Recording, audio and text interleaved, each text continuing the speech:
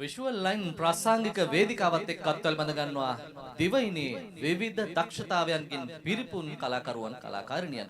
මීළඟට වේදිකාවට කැඳවන්නට සූදානම් වෙන කලාකාරිනියත් ඒ වගේ විවිධ දක්ෂතාවයන්ගෙන් පිරිපුන් කලාකාරිනියක්. ඇය සමාජ සේවා ක්‍රියාකාරිනියක් වශයෙන් කටයුතු කරන අතරම රංගනය දක්ෂතාවයන්ගෙන් තමන්ගේ හැකියාව විදහා දක්වූ කලාකාරිනියක්.